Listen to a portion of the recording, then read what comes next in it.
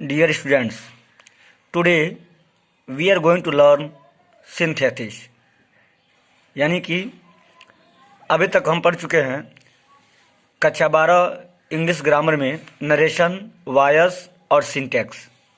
अब हम चौथा भाग पढ़ेंगे सिंथेसिस, जिसका अर्थ होता है संश्लेषण या जोड़। जैसा कि जोड़ से यह स्पष्ट है कि दो चीज़ों को एक में जोड़ना, संश्लेषण करना। तो मैंने लिखा यहाँ पर नोट कि दो या दो से अधिक सिंपल सेंटेंस को मिलाकर एक नया सिंपल, कॉम्प्लेक्स तथा कंपाउंड सेंटेंस बनाया जा सकता है, जिसे हम सिंथेसिस कहते हैं। अब यहाँ पहला भाग हम पढ़ेंगे सिंपल सेंटेंस। तो जान लेते हैं कि सिंपल सेंटेंस क्या है।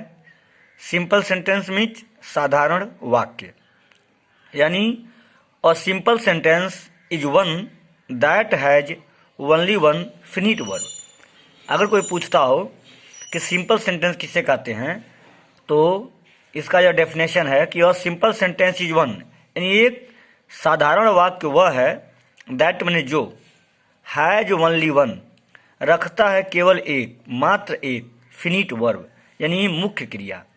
यानी ऐसे वाक्य जिसमें केवल एक ही मुख्य क्रिया हो उसे हम सिंपल सेंटेंस कहते हैं। जैसे a teacher is teaching his class. इसमें अब कोई पूछे आपसे फिनिट वर्ब क्या है, मुख्य क्रिया क्या है, तो मुख्य क्रिया हमारा है टीचिंग, या टीचिंग ही फिनिट वर्ब है, टीच। इज क्या है, हेल्पिंग वर्ब है। तो वैसे ही यह सिंपल सेंटेंस की परिभाषा हो गई कि साधारण वाक्य वह है जिसमें केवल एक ही मुख्य क्रिया होनी चाहिए। अब सिंपल सेंटेंस की विधियां कितनी हैं, यानी कितनी विधियों से हम सिंपल सेंटेंस कर सकते हैं। तो सिंपल सेंटेंस बनाने की कुल 8 विधियां हैं।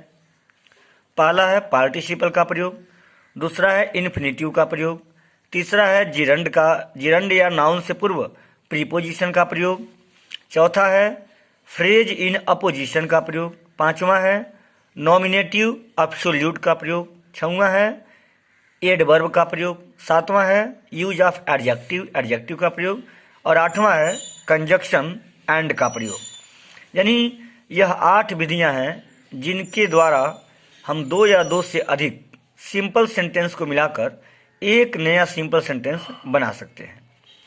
तो आइए सबसे पहले हम यह जो है पार्टिसिपल का प्रयोग पढ़ते हैं। पहला यूज ऑफ पार्टिसिपल। अब पार्टिसिपल किसे कहते हैं, ऐसे मैंने लिख तो दिया कि पार्टिसिपल, लेकिन आखिर पार्टिसिपल किसे कहते हैं, कैसे पहचान करेंगे पार्टिसिपल का। तो यहाँ मैंने लिखा है कि क्रिया का वह रूप जो वर्ब तथा एडजेक्टिव दोनों का कार्य करता है उसे हम पार्टिसिपल कहते हैं। यानी पार्टिसिपल दो का कार्य करता है, क्रिया का भी कार्य करेगा, एडजेक्टिव का भी कार्य करेगा।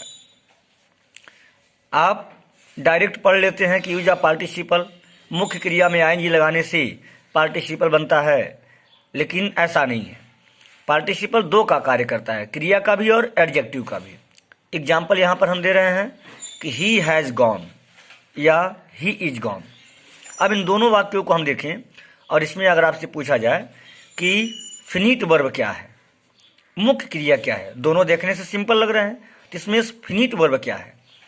तो यहाँ तो देख रहे हैं ही हैज़ गॉन, यहाँ गॉन क्या है, वह जा चुका है। तो गॉन क्या है यहाँ पर, गॉन यहाँ पर वर्ब का कार्य कर रहा है।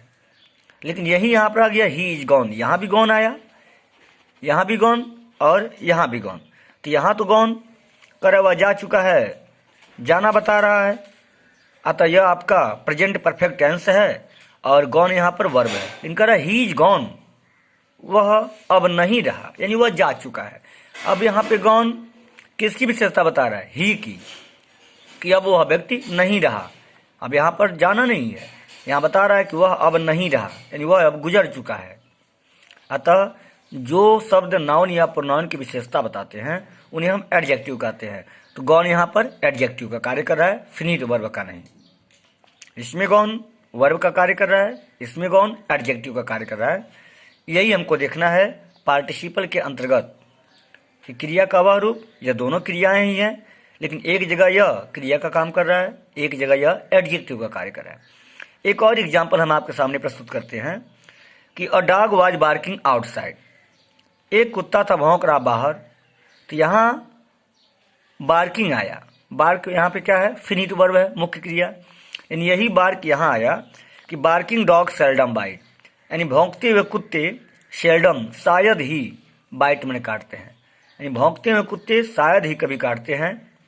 अब इसमें मैं आपसे पूछूं कि फिनिट वर्ब कौन है, तो आप बताएंगे कि बाइट यहाँ पर फिनिट वर्ब है और बार्किंग, बार्क यहाँ क्या है, एडजेक्टिव है, जो किसकी विशेषता बता रहा है, डॉग्स की, कि भौंकते हुए कुत्ते, कुत्ते कैसे हैं तो भौंकते हुए, यानी भौंकते हुए कुत्ते शायद ही कभी काटते हैं। तो इस प्रकार से देख रहे हैं कि बार्क भी आया, बाइट भी आया, लेकिन बार्क यहाँ पर फिनिट वर्ब न होकर के यह एडजेक्टिव का कार्य कर रहा है और बाइट यहाँ पर फिनिट वर्ब का कार्य कर रहा है। यानी एक सिंपल सेंटेंस में एक ही फिनिट वर्ब होनी चाहिए। एक और example, a working girl can also become a good housewife, यानी एक कार्य करते हुई लड़की कैन आल्सो बिकम भी हो सकती है अ गुड हाउसवाइफ, एक अच्छी गृहिणी।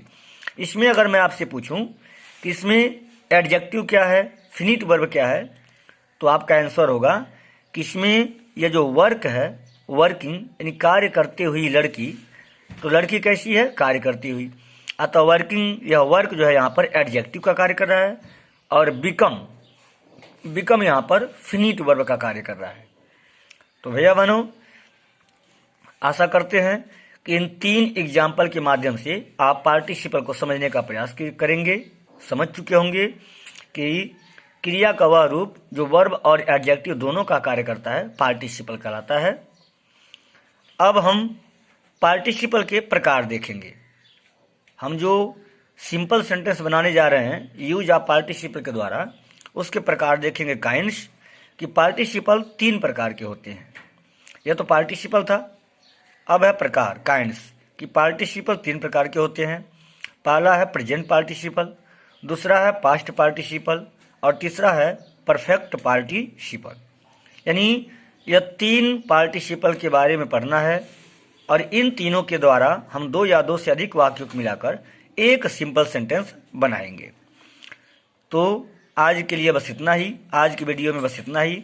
अब हम कल पढ़ेंगे प्रेजेंट पार्टिसिपल और प्रेजेंट पार्टिसिपल की परिभाषा देख करके हम 2 या 2 से अधिक वाक्यों को जोड़ना प्रारंभ करेंगे। धन्यवाद।